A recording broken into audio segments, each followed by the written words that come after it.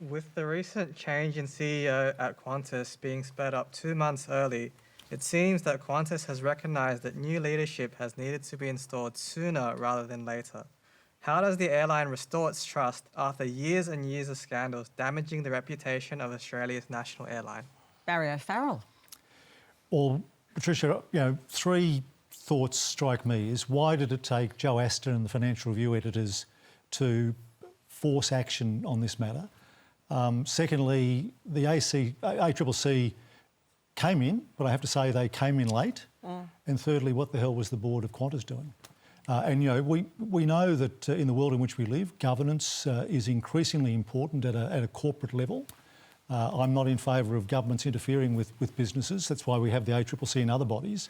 But we also look to chairs and directors on boards to keep watch on management. And we went through a Royal Commission around the banking service, which highlighted issues.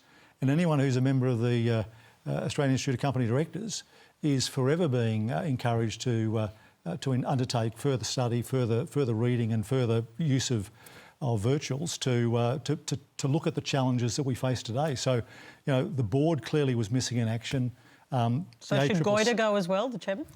Look, I'm not going to go into personalities because I don't know the details, but the point is they clearly, given what we've seen and the reputational damage and the share damage to Qantas, has done damage. ACCC was late to get going, but they now have. But, ultimately, if it hadn't been for Joe Aston and the Fin Review continuing to push on this issue, would we be having this discussion? OK, should Alan Joyce get his $24 million golden handshake? Depends what his contract is. If there is a legally binding contract, there's not much you can do about it. But, it doesn't pass the pub test in any pub I've been into in my career. If you were in charge of Qantas, what would you do? Patricia, you keep putting me in charge of modern things. That's very funny. Yeah, 24 million can go to the housing maybe, or like rents or something. I think it's far better placed elsewhere than Alan Joyce's pocket. I just want to come back, Tuan, your actual question was, how can Qantas rebuild its reputation? And I guess my immediate reaction to your question is they need to deliver what we want them to deliver, which is a reliable air service at a reasonable price. And we don't want them selling us tickets on flights that have already been cancelled. And if they've got that money of ours, in all honesty, I'd like to see that money returned to consumers, because we saw them post a profit of nearly $2.5 billion. But of that, nearly 600 million was credits from people like us who didn't get to take those flights that we booked along the way. So I actually think if you bring it right back to a brand exercise, it's that you have to walk the talk. And we need them to provide an authentic service that we know we can all rely on. I just want to see a show of hands, if I can. Who's kind of grumpy or even red hot with rage at Qantas at the moment? Oh, OK, well, that's subtle. It would be an overwhelming number of hands. Obviously, it is a genuine issue.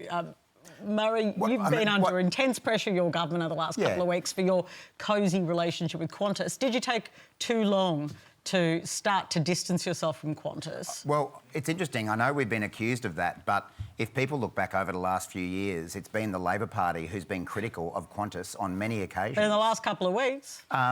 Well, what we've said is that the decision around Qatar was based on the national interest. It wasn't about any one factor. But we don't know what the national interest is. But there's all sorts of accusations. What's the national interest? Tell me. It's about putting Australia first. That's what the national interest is. How does that decision put us first? But Catherine King has said, as the minister, that there were a number of factors that went to that decision.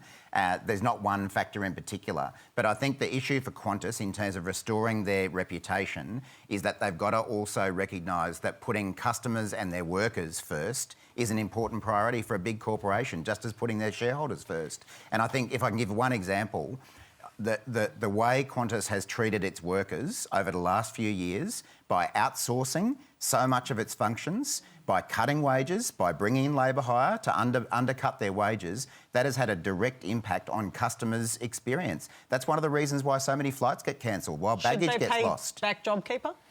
Would you like them to? I think once they can get the money together, they should be thinking about doing that. Because it was a big investment from taxpayers, and taxpayers aren't seeing that being repaid in terms of the services. But this point about the way they've treated their workers, That is exactly the debate we're having at the moment about labour hire. And Qantas is one of the companies who's upset with what the government is trying to do by closing those loopholes. So if the new CEO wants to show that she's, you know, trying to repair that relationship, is paying back JobKeeper one way to do that? I think it probably is. I needed to go back just on when we talk about Qatar Airways. I'm really troubled by talking about the national interest and saying it's a number of factors. And to be honest, I think it's exactly what's wrong with politics, that politicians play this duck and weave game, and by saying a number of factors but not actually saying 1, 2, 3, 4, 5, that doesn't let the public be able to look into that, to scrutinise it and to really understand what's going on. And any good minister, quite frankly, should be able to put their job on the line every single time to defend the decisions that they have made. And that is something that all politicians owe to us, the public, to understand what's going on and why that decision was made. So I'm still here scratching my head saying, what's the national interest? So I think, you know, we need more transparency around this. Kevin? Yeah. Who did you fly with? Very happy to make a comment on this, but look, the minister has been jumping around with about 8 or 9 different answers, and national interest is one that's flowed through. But the way I read that, it's, you know, a well-known fact. If we had more flights into this country from Qatar, you know, that would put downward pressure on airline prices, and that would mean there'd be more planes for exporters as well, because in the bellies of those planes we have frozen beef and things that are flying out of the country in passenger planes. So if it's in the national interest not to lower airline prices for Australians or to have more access for exporters to get out of the country, I think that's a very strange decision.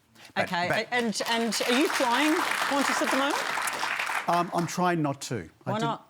Well, I think it's just a statement for me. I think that, you know, the allegation that the ACCC has made about the fact that they were letting people book on flights they knew that were going to be cancelled, that's pretty ordinary stuff. And I mean, I've spoken to some of the airports as well, and, you know, they allege that Qantas sort of gamed the system a bit in the sense that they cancel flights regularly, but keep it above what the 80% rule is, so they don't lose the slots, but they know they're going to cancel a lot of flights. And speaking of flights, I mean, so I'm studying in the UK right now. It cost me $4,000 return to come here and to go back. So we're thinking about business, or we're thinking about people who are based overseas. You know, if we don't drive those prices down, it's going to become extremely difficult to get here. And a show of hands on the panel who's got a Chairman's Lounge membership.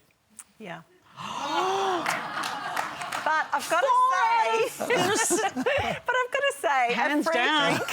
A free drink and some stale peanuts is not going to stop me from calling them out when the behaviour is wrong. Oh, so Kylie, there's true. good stuff there. It's better than stale peanuts. Yeah, that's right.